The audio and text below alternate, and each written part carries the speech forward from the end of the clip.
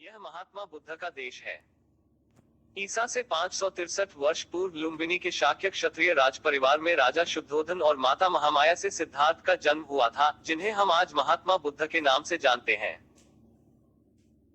आज स्वयं को बुद्ध का अनुयायी कहने वाले महात्मा बुद्ध को नास्तिक, वेद विरोधी और सनातन धर्म से अलग कहते हैं।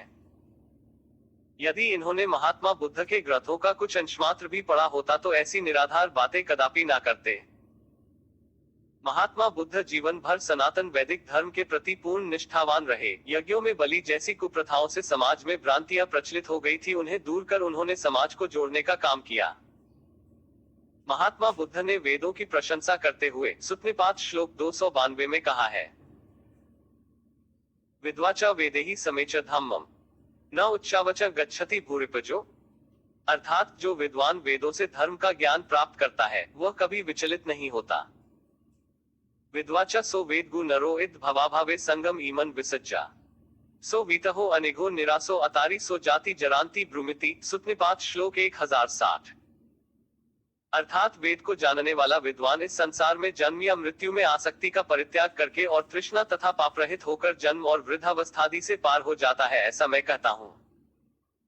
ने वेदगु दिठिया न मुतिया समान न ऐति नहीं तन्मयो सो न कम्मुना नोपि सुतेन नेयो अनुपनीतो सो निवेस्नु सु। सुत्तनिपात श्लोक 846। अर्थात वेद को जानने वाला सांसारिक दृष्टि और असत्य विचारादि से कभी अहंकार को प्राप्त नहीं होता। केवल कर्म और श्रवण आदि किसी से भी वह प्रेरित नहीं होता, वह किसी प्रकार के भ्रम में नहीं पड़ता। यो वेदगु ज्ञानरतो सती मां संबोधि पत्तो सर्णम बहुना कालेन तम ही हव्यम पवेच्छे यो ब्राह्मणो पुण्यपेक्षो यजेत। सुत्तनिपात श्लोक 503। अर्थात जो वेद को जानने वाला, ध्यानपरायण, उत्तम स्मृति वाला, ज्ञानी, बहुतों को शरण देने वाला हो, जो पुण्य की कामना वाला यज्ञ करे वह उसी को भोजनादि खिलाए।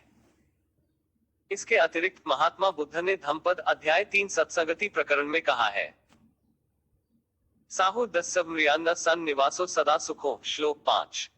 आर्यों का दर्शन सदा हितकर और सुखदायी है। धीर च पन्यम च बहुसुत च धोरई सीला वतवंत मरियम तम तादिसम सत्पुरुषम सुमेधा भजेत नक्षत्रपथ व चंद्रमा। श्लोक 7।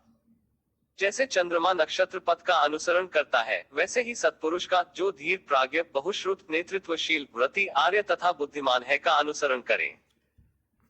अतेतयो कंपथे विशोध्य आराधये मग्गमिसिप्वेदिता। धम्मपद 11 प्रज्ञायोग। श्लोक 5। 3 कर्मपथों की शुद्धि करके ऋषियों के कहे मार्ग का अनुसरण करे। इस प्रकार उन्होंने अनेकों स्थानों पर वेद और सनातन धर्म की प्रशंसा की है। किंतु विचारणीय विषय यह है कि ऐसे कौन से लोग हैं जो महात्मा बुद्ध को सनातन धर्म से अलग कहकर हमें तोड़ना चाहते थे। यह वही लोग हैं जो संपूर्ण विश्व में फैली संस्कृतियों के दुश्मन हैं, लगभग आधी दुनिया की संस्कृति को नष्ट कर चुके हैं, और जो संस्कृति अभी बाकी है उन्हें नष्ट करने का प्रयास कर रहे हैं। जो आज बुद्ध व सनातन संस्कृति के बीच दरार पैदा कर जय भीम का विनाशकारी नारा लगा रहे हैं और वेदानुगामी श्री राम व श्री कृष्ण व महापुरुषों के चित्रों को घरों से उतार कर आग में जलाने, मंगलसूत्र, सिंदूर, बिंदिया उतारने का कार्य कर रहे हैं। यज्ञ, यज्ञोपवीत आदि संस्कारों का विरोध करने वाले बुद्ध के अनुगामी कभी नहीं हो सकते। बुद्ध जैसे महात्मा करुणा व दया की प्रतिमूर्ति इन कसाईयों के आदर्श कैसे हो सकते हैं, जिनके त्योहारों पर निर्दोष प्राणियों के खून के छींटे छत से लेकर गलियों की नालियों में बहते लाल रक्त को देखकर संपन्न होते हैं। ये अहिंसा परमो धर्मः मानने वाले महापुरुष के नाम पर सनातन संस्कृति को खंडित करने में षड्यंत्र पूर्वक लगे हुए हैं। इन्हीं जिहादियों ने बामियान नगर, जो हिंदू कुश पर्वत श्रृंखलाओं के बामियान घाटी में बसा है, यहाँ कई बौद्ध विहार थे जिन्हें इस्लामिक जिहादियों ने नष्ट कर दिया। वहाँ बनी हुई विशाल महात्मा बुद्ध की प्रतिमा को भी तोड़ गिराया। यदि इनसे अभी सावधान नहीं हुए तो निश्चित ही दुनिया की एक हरी भरी संस्कृति को नष्ट करके ये संपूर्ण विश्व को बंजर बना देंगे।